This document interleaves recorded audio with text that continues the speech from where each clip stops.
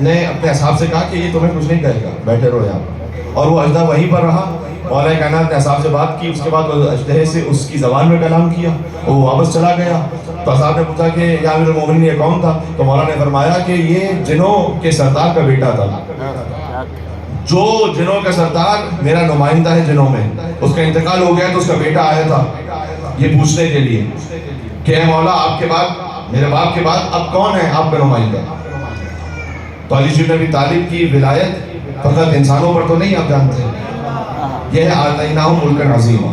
مولا نے کہا کہ اللہ نے جو کہا نا کہ ہمیں ملک عظیم اللہ نے عطا کیا، ملک عظیم مطلب ہر مخلوق پر ہماری اطاعت کو واجب رکھا ہے۔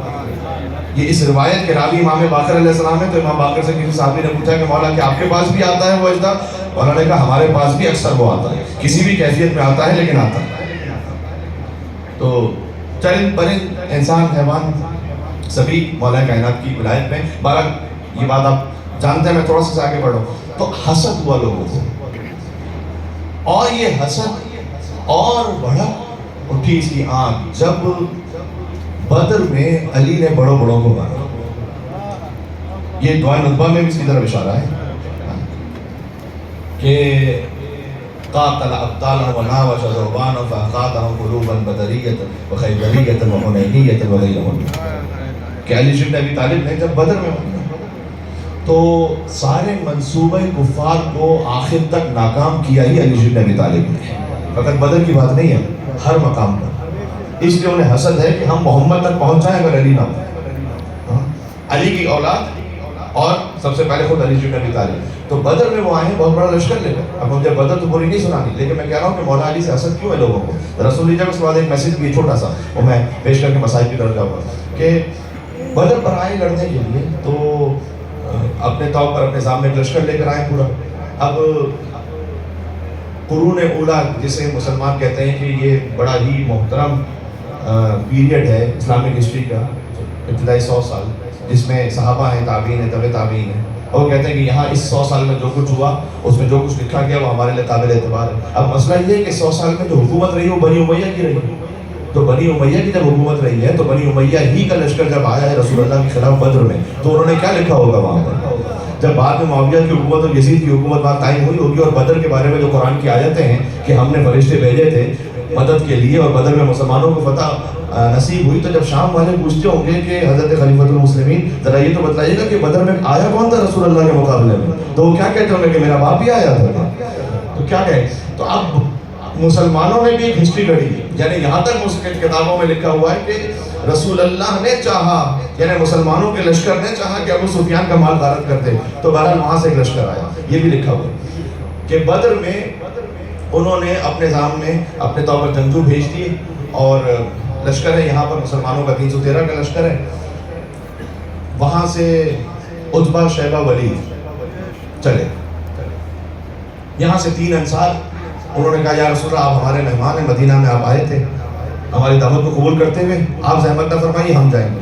3 انصار گئے، وہ جو 3 انصاری گئے انہوں نے یہ کہا کہ عتبہ شیبہ ولید نے کہ ہم قریش کے بڑے جنگجو ہیں، تمہارا ہم سے کوئی مقابلہ نہیں، بھیجو محمد سے کہو کہ ہمارے مقابلے کے بھیجو۔ جی تو انصار نے وہاں پر پیغام بھیجا یا رسول اللہ کہ ہم کیا کریں؟ کہ ٹھیک ہے تم واپس آ جاؤ۔ اب یہ 3 انصاری واپس پلٹے۔ اب رسول اللہ کو اپنے خاندان سے، اپنے لشکر سے 3 خاندانی چاہیے۔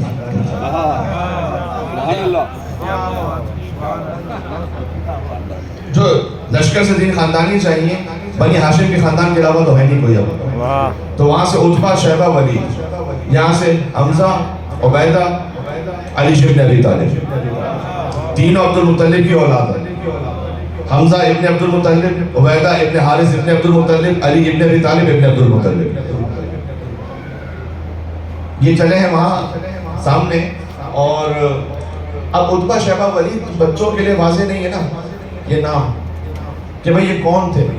تو کبھی یہ ہوتا ہے کہ واضح تو نہیں ہوتا کہ فلاں صاحب کون تھے، لیکن اگر کوئی رشتہ سمجھا دیا جائے تو پھر فوراً سمجھ میں آتا ہے کہ یہ کون تھے، عتبہ شیبہ ولید۔ اب اگر میں یہ کہہ دوں کہ ہندا کا باپ، ہندا کا چچا، ہندا کا بھائی، تو بڑا واضح ہے پھر کہ کون سا خاندان تھا۔ اب مصیبت یہ ہے کہ وہ خاندان کے جو پورا کا پورا خاندان رسول اللہ کے مقابلے پر آیا تھا، حضور کی وصال کے 8 سال کے اندر یہ حکومت پر تھا. یہ اسلامی تاریخ کے وہ مصائب ہیں کہ میں اشارہ میں نے کر دیا. یہ وہ خاندان تھا جو حکومت پر تھا. دوسری خلافت میں جب گورنر بنانا تھا نا شام کا, تو ایک تو یزید وہ ہے کہ جو معاویہ کا بیٹا ہے, ایک وہ یزید ہے کہ جو خود معاویہ کا بھائی ہے, یزید ابن ابی سفیان, اس کو گورنر بنایا گیا دوسری خلافت میں. تو یہ وہ پورا خاندان تھا جو رسول اللہ کے مقابلے میں آیا تھا. اب یہ گورنر بن گیا تھا رسول اللہ کی وفات کے 8 سال کے اندر بلکہ اس سے بھی پہلے. اچھا میں کہتا ہوں کہ چلیں ہمیں یہ تو ایکسپیکٹیشن نہیں تھا کہ جب آپ کی خلافت ہے تو آپ مولا علی کو گورنر کو بنائیں گے, اور علی کی گورنر بننے کی ضرورت ہی کیا ہے؟ یعنی علی خلافت سے بلند ہے تو گورنری کی بات کیا جاتا ہے. امام احمد بن حنبل سے یا امام شافعی سے پوچھا گیا کہ خلافت کے بارے میں, تو انہوں نے پہلے خلیفہ اور دوسرے خلیفہ کی جب بات کی تھی تو جب مولا کائنات پر آئے تو فرمایا کہ یاد رکھنا کہ ان الخلافت لم تزین علی بل علی زین الخلافہ. یاد رکھنا کہ خلافت نے علی کو زینت نہیں دی ہے, علی بن ابی طالب نے عہدے خلافت پر آ کر خلافت کے عہدے کو زینت عطا کی. یہ ہے علی کا مقام. تو ظاہر مولا علی کو تو انہوں نے بنانا نہیں تھا, لیکن اور ہم یہ بھی ایکسپیکٹ نہیں کرتے کہ آپ سلمان, ابو ذر, مقداد جیسوں کو بنائیں گے, اس لیے کہ وہ تو اپوزیشن کیمپ میں تھے. تو آپ میں بالکل عام سطح سے بات کر رہا ہوں اس وقت. تو آپ کو لیکن یہ کیا ضرورت پڑ گئی تھی کہ وہ خاندان کے جو رسول اللہ کے 23 سال کے زمانہ تبلیغ میں سے 21 سال براہ راست حضور کے مقابلے پر آ کر لڑتا رہا ہے, اسی کے کسی خاندان کو آپ گورنر بنائیں گے؟ آپ بنا دیتے حضرت طلحہ کو, زبیر کو, جو دوسرے کیمپ میں تھے ان میں, لیکن نہیں, ایک سلسلہ تھا پورا. اور جب یزید بن ابی سفیان کو بعد میں گورنر بنایا گیا, معذرت میں اس طرح سارا نکل آیا لیکن یہ بات پوری ہو جائے, جب اسے گورنر بعد میں بنایا گیا دوسری خلافت میں, تو اس کا تو انتقال ہو گیا, پھر کچھ ہی زمانے میں اس کا انتقال ہو گیا. تو اگر آپ کی کوئی سیاسی مجبوری بھی تھی کہ آپ نے گورنر بنا دینا تھا اس خاندان کو ریکارڈ کرنے کے لیے, تو اب تو ایک آپ نے اس کو آنر کر دیا تھا نا, بات ختم ہو گئی تھی. لیکن تاریخ میں ملتا ہے کہ جب یہ پہنچے ہندا کے پاس تعزیت کرنے کے لیے کہ یزید بن ابی سفیان مارا گیا, تو ماں کا دل کیا ہوتا ہے کہ جب بچہ کوئی مر چکا ہو تو اس کو تو کسی چیز کا ہوش نہیں ہوتا. لیکن اس وقت وہ یہ کہہ رہی تھی کہ کاش معاویہ مار دیا جاتا یا نہ مر جاتا اور یہ نہ مارا جاتا, اس لیے کہ یہ تو فارغ بیٹھا ہوا تھا, اس کے پاس تھی گورنری, تو کاش یہ مر جاتا وہ نہ مرتا اس حالت میں بھی. تو انہوں نے سامنے سے پلٹ کر جواب دیا کہ آپ فکر نہ کریں, ہم اس کا ریکارڈ کریں گے اور اس کے بعد اسے گورنر بنائیں گے. اور یہاں سے سلسلہ شروع ہوا.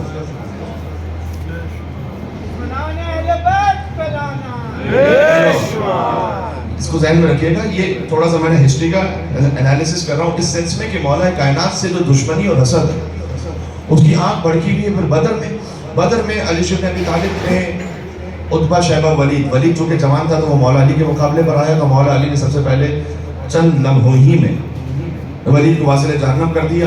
اور اس کے بعد انہوں نے دیکھا کہ عتبہ کو حضرت حمزہ علیہ السلام قتل کرنے والے تھے, یہاں تک کہ عبیدہ اور شیبہ یہ آپس میں ان کی لڑائی جاری تھی. تو مولا کائنات وہاں پر پہنچے اور عبیدہ کے ساتھ مل کر شیبہ کو بھی قتل کیا.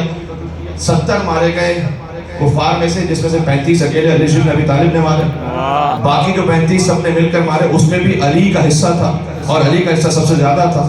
تو جب بدر ختم ہوئی اور یہ واپس پلٹے, تو ابو سفیان تو بدر میں آیا ہی نہیں تھا نا, ابو جہل بدر میں مارا گیا, ابو لہب بھی بدر میں نہیں آیا تھا, ابو لہب وہیں مکہ میں. تو یہ تو کوئی واٹس ایپ تو یا فیس بک تو تھا نہیں کہ بدر کی لڑائی ڈائریکٹ لائیو جا رہی ہو مکہ میں. تو وہ تو یہ سمجھ رہے تھے کہ ہم نے اتنا بڑا لشکر بھیجا ہوا, مسلمانوں کے پاس تو کوئی ہے ہی نہیں. اچھا انہوں نے پہلی مرتبہ علی کو کھلے میدان میں دیکھا تھا,